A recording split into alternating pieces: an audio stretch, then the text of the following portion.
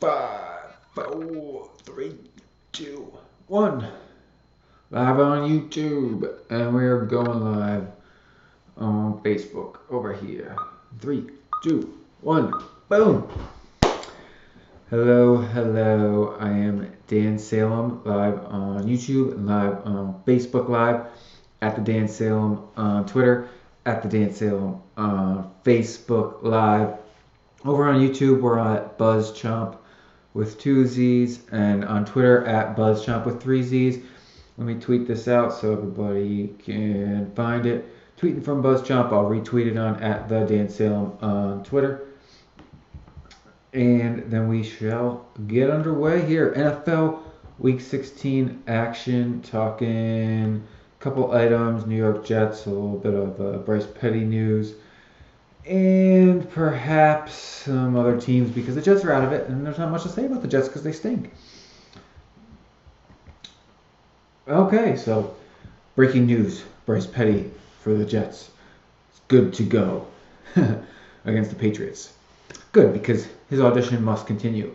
But I will begin there. The New York Jets faced Miami Dolphins last Saturday night in what began as a fun game for Jets fans and ended in predictable fashion as an awful game for Jets fans. The highlight, if you want to call it, I'll put that in air quotes, highlight, was a Bryce Petty pancake in which 2 of the best defenders in the league, Cameron Wake and Ndamukong Suh, were unblocked and had an unabated path towards the quarterback and absolutely annihilated Bryce Petty, the Jets quarterback. So, I will be putting up a humorous post tomorrow on BuzzChomp.com regarding what happened, how did the Jets let them be unblocked. Needless to say, a pancake happened. Bryce Petty was smashed from both sides between the 2 men in question, and he was injured and knocked out of the game. And he hurt himself. Thankfully, after a CAT scan, no lung damage. After an X-ray, no rib damage. He will be returning to the field on Sunday versus the Patriots to continue his audition to end the season. But what the hell, unblocked, and in comes Ryan Fitzpatrick once again. We just can't seem to shake Mr. Fitzpatrick. He had a good year. He's had a bad year. Geno came in because Fitzpatrick wasn't playing well. Geno got hurt. Fitzpatrick comes back. Petty comes in because Fitzpatrick wasn't playing well. And because the season was over and we needed to see what Petty had. Petty gets hurt, Fitzpatrick comes back in. Go away. You've been good, it's time to go away. Had enough of you. I'd like to continue to watch Bryce Petty play football because it's been encouraging his strides he's taken, at least in the first third of the football game against Miami. I liked what I saw, despite several interceptions. I liked Petty.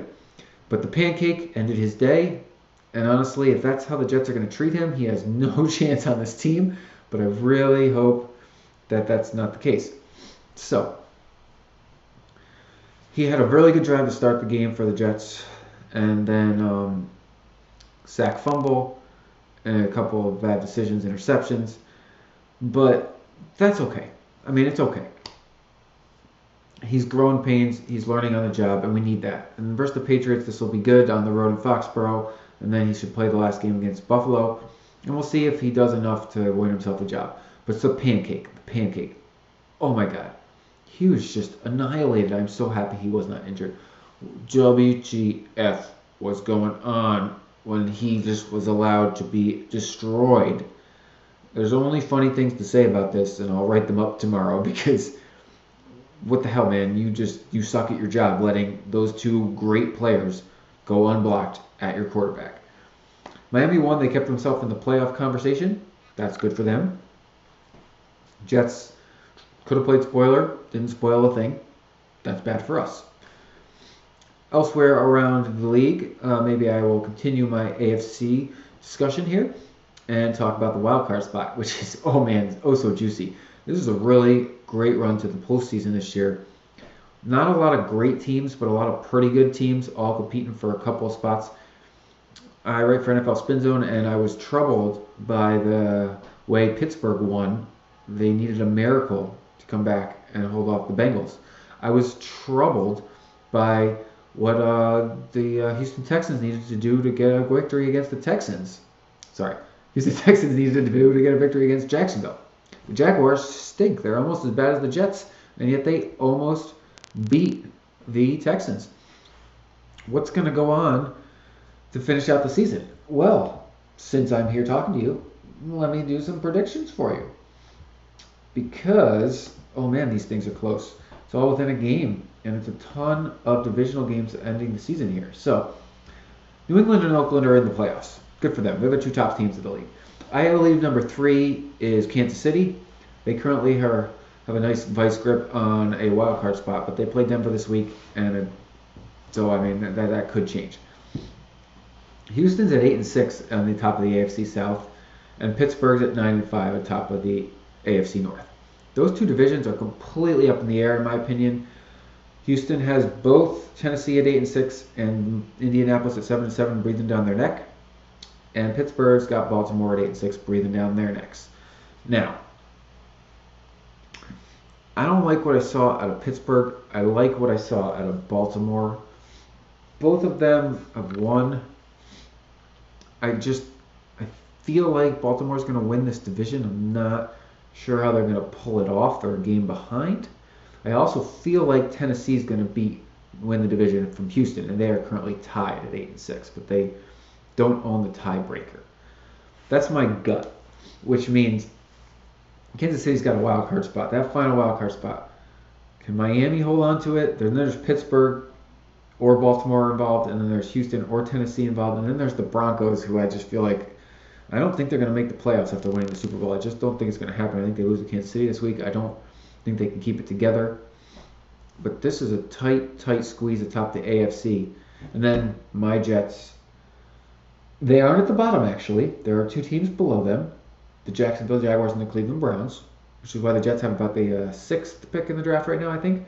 San Diego is only a game ahead of them. Cincinnati is a game and a half because of a tie ahead of them. Weird. Anyways, I don't want the Jets to keep winning because I don't want them to lose ground to the Chargers and Bengals, who are likely to keep losing.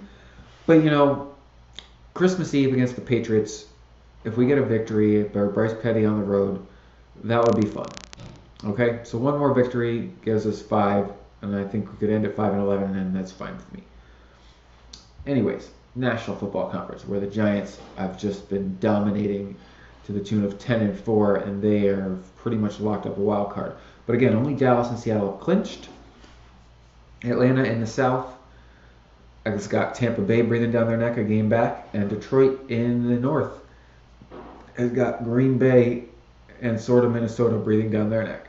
Now, I believe Green Bay wins that division because they face Detroit in the final week of the season. And I think Atlanta holds off Tampa Bay. But I do think the Buccaneers can really grab that final playoff spot. But if Tampa Bay gets the spot, that means Detroit's out, and that would be kind of sad because I really like what Detroit's done this season. Washington and Minnesota, sorry, not sorry, are out. So it's either going to be Detroit, Green Bay, or Tampa Bay that's going to be the odd team out in the NFC. I guess I would like Detroit to hold on to the division. I don't think they're going to do it. I think the Packers are surging. I think they're going to do it. And I think the Bucs make the playoffs in Winston's second year, which would be awesome. If Winston and Mariota both make the playoffs in their second season, wow, tremendous. I would love that. That would be so much fun. It would make the wild card round a great watch. As a Jet fan, we get the Patriots here Christmas Eve and then Buffalo Bills on New Year's Day. I think the New Year's Day football is going to be pretty exciting. The NFL's got all Sunday, New Year's Day to themselves, and it's all divisional games more or less, and there's going to be some playoff spots on the line. Now, I don't know how many of these teams are going to be tanking it because they have locked things up and they're just resting their guys. But more or less, it's going to be a pretty worthwhile day of football for Week 17, considering. Now, fantasy playoffs, most people are going to be wrapping up here in Week 16. My league is going to have its championship. My younger brother made it again, but hopefully he seems to win a lot of these fantasy championships, so I wouldn't be completely disappointed if he did not win this championship. But as terms of fantasy starters, I said it last week, don't trust Forte, go with Powell. Oh man, Bilal Powell cleaned up for the Jets against Miami. And New England, they don't exactly stop the run great. So I think that they're another week here. You can rely on Bilal Powell. He was a great safety net for Bryce Petty last week, and he's going to be again. So if you're looking to start New York Jets, Forte, he's kind of hurt. Don't trust him. Bilal Powell, he's kind of really good. And then Robbie Anderson's going to continue to produce. They were trying to find Brandon Marshall a lot more this week.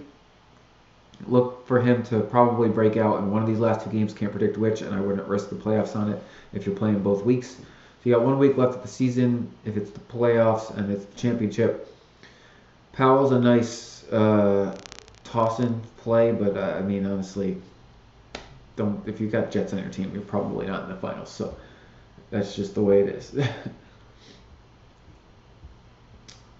Back to news and notes around the NFL, because this is an NFL live stream. Anybody with questions on the interwebs? No. Okay. I'm getting some fines thrown around here. The Giants got fined for walkie-talkie violations. The Jaguars fired their coach. The Rams fired their coach. Jets disciplined Mohamed Wilkerson for his vulgar Snapchat video. What an idiot. The Jets are going to fire... I'm sorry, not Mohamed Wilkerson. The Jets disciplined Sheldon Richardson for his vulgar Snapchat. Now, I have not gotten to bear witness to many players playing themselves out of a contract in recent memory, but Sheldon Richardson is literally playing himself out of millions and millions of dollars. Dude was great. Even last season, he was excellent. And so he was going to be due a new deal from the Jets or another team via trade or what have you for a lot of money. This season, he stinks. He's very average. And also, he's causing a lot of trouble off the field. No one wants to pay for that. The Jets, he's like screwing them. How are they going to trade this dude when he's worth nothing? So, I mean, what is he going to... I don't think they're going to keep him around for the final year of his deal, even though they owe him a lot of money and he has been a good player. But now, like, they were hoping to get a first-round pick for him. They'll be lucky to get a fourth or a fifth now after these shenanigans he's pulling. So the Jaguars fired their coach. The Rams fired their coach. Did the Browns fire their coach? If they didn't, then they may be next. I forget. And there's news that the Buffalo Bills may fire Rex Ryan as their coach. I do not believe the Jets get rid of their coach after second year. That would be a real shame. The roster kind of stinks and it's full of injury. I also... So, who else? Cleveland, if they haven't already, could really get rid of their coach. And I believe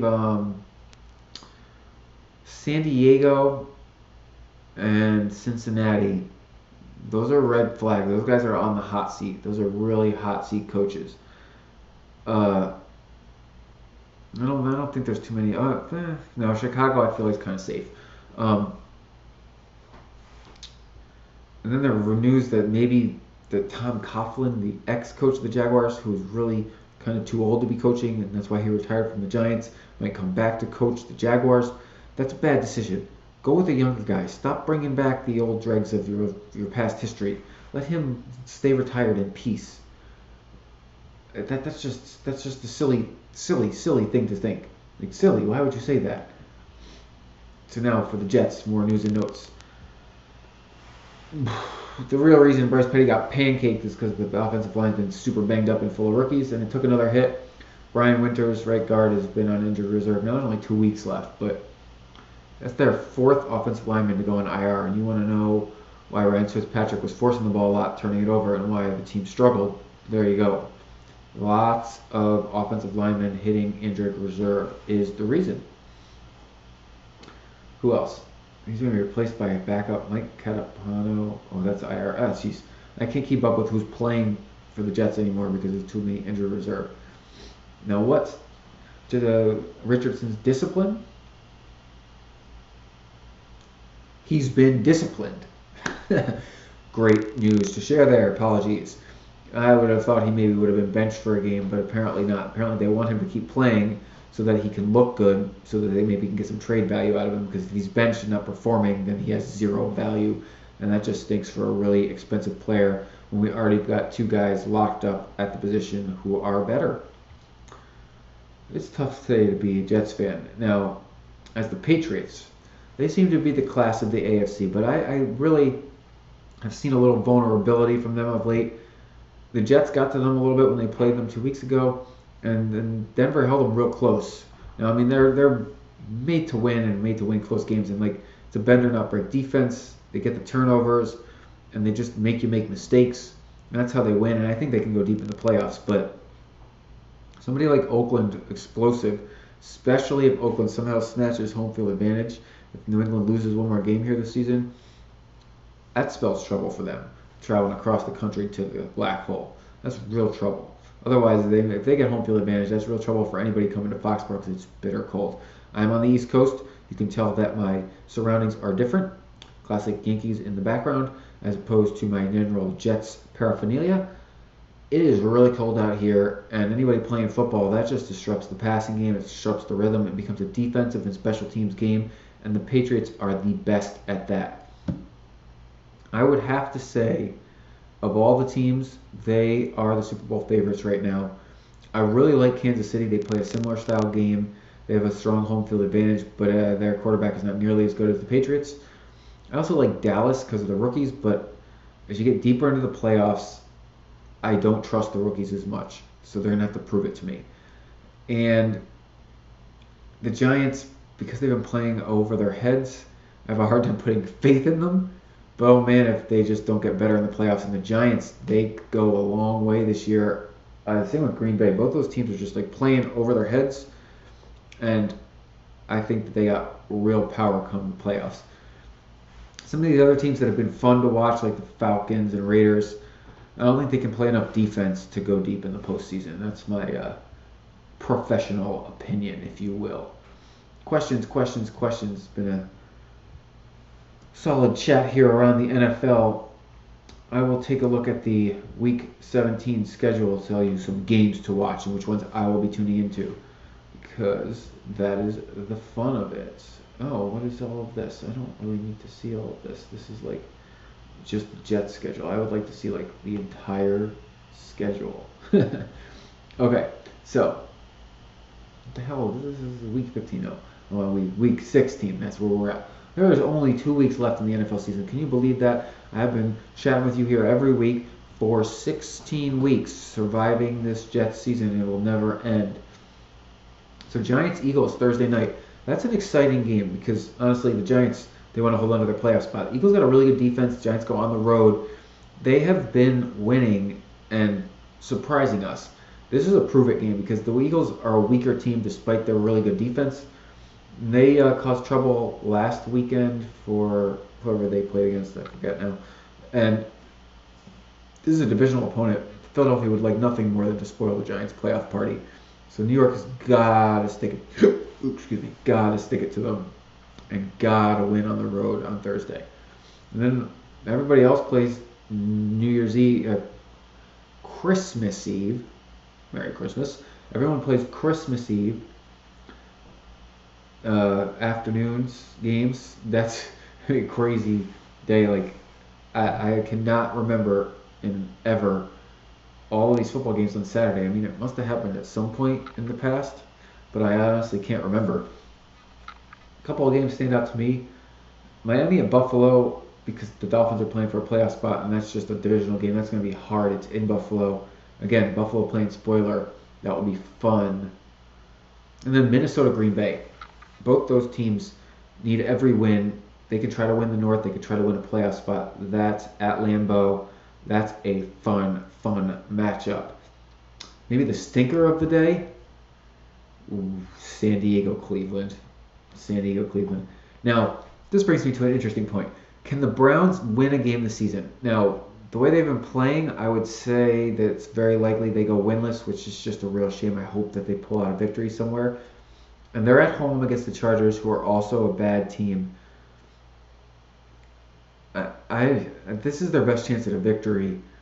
I kind of hope they get it. I don't want them to not win anything this season. That would be a real terrible, terrible shame. I hope that the Browns can win a game there. What else we got? Atlanta. Another stinker. San Francisco, Los Angeles. Oh, the LA Rams. Tough first season in LA. They fired their coach. They got some young talent though to be excited about. Jared Goff, Todd Gurley, good wide receivers, also good wide receivers. Oh, so then the real games. There are two. Interesting. There are two Christmas games, and both of them are awesome. Baltimore at Pittsburgh and Denver at Kansas City.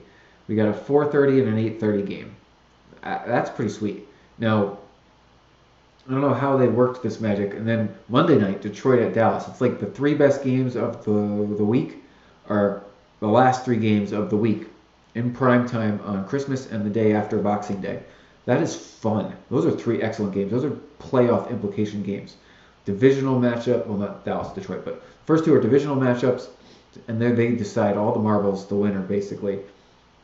It really hurts whoever doesn't come out on top in those games. And then Detroit, Dallas. I mean, Detroit needs this, or it'll be do or die against Green Bay. And Dallas, they just want to carry their momentum and secure home field advantage. That's fun.